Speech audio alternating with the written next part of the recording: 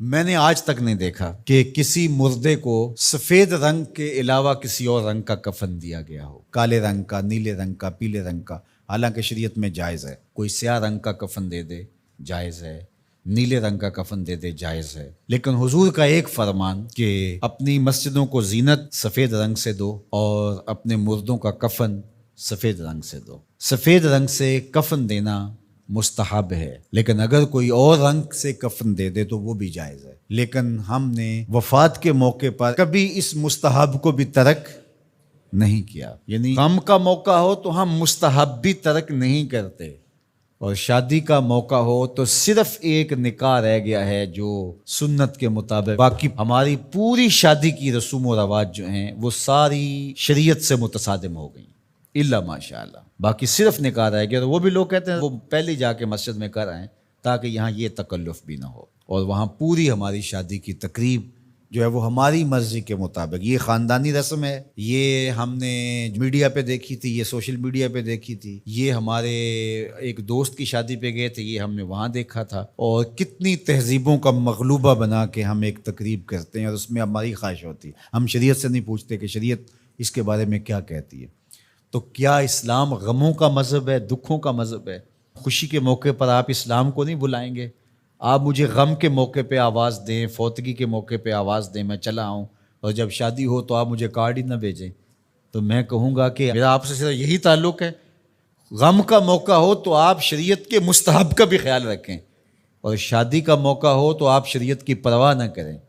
تو یہ تو پھر آپ کی مرضی کا دین ہوا نا، جہاں چاہا اس کو پسند کر لیا، جہاں چاہا دین کو چھٹی دے دی۔ کاروبار میں، اپنے طرز زندگی میں، اپنی سیاست میں، اپنی پارلیمنٹ میں، اپنی کچہریوں میں، اپنی عدالت میں، اپنے میڈیا ہاؤسز میں کہیں دین نہیں ہے۔ دین کہاں رہ گیا؟ اللہ اکبر۔ اقبال نے جو شکوہ میں کہا کہ اگر مسجد میں صف آ رہا ہوتا ہے تو غریب، دین غریبوں کے پاس رہ گیا۔ دولت بڑھتی جاتی ہے تو دین بھی مرضی کا ہوتا جاتا ہے۔ مولوی صاحب کو پابند کرنے چاہتے ہیں لوگ کہ آپ اس طرح کا دین دے جس طرح ہم چاہتے ہیں، تو یہ تو اپنی خواہش اور آرزو اور تمنا کا نتیجہ ہوا۔ تو اللہ فرماتا ہے پھر یہ کیا ہوگا اگر تم ایسا کرو گے تو آخرت رہی، وہاں تو اشد عذاب تمہیں ہوگا ہی، دنیا میں بھی تمہارے لیے خزی رسوائی ہے۔ اور آج ہمارا مسئلہ کیا ہے؟ آج ہم نہ دنیا دار ہیں نہ دین دار ہیں۔ کافر تو سیدھے سیدھے کافر ہیں اور اپنا ان کا نظام ہے اور اس نظام کے مطابق چل رہے ہیں، اور ہم کیا ہیں؟ ہم رادے بٹیر اور رادے تیتر۔ کبھی ہم کہتے ہیں ہم مسلمان ہیں اور کبھی کہتے ہیں نہیں، ہم جدید تہذیب کے نمونے ہیں، اور ہم اس صورت کے اندر اپنے آپ کو دکھانا پیش کر رہے ہوتے ہیں۔ تو ہماری شکلیں روز بدلتی رہتی ہیں۔ مسجد میں آتے ہیں تو ہم ٹوپی پہن لیتے ہیں، اور پھر ہم ٹوپی بھی وہیں چھوڑ جاتے ہیں، اور میں کہتا ہوں نماز بھی وہیں چھوڑ جاتے ہیں۔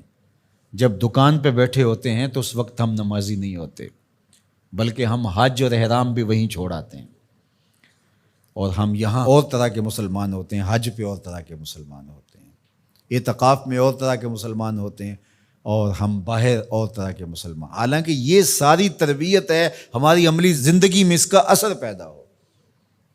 جب سجدہ کریں تو سجدے کا نور لے کے گھر پلٹیں، جب رکوع کرے تو رکوع کا جمال ہمارے ساتھ سفر کرے، جب حج کرے تو حج کا نور ہمارے ساتھ اتر کے آئے اور ہم اس کو معاشرے میں بانٹیں، اعتکاف کا جمال ہماری طبع کے اندر راسخ ہو جائے اور ہمارے اندر جو ہے وہ نور بکھیر دے۔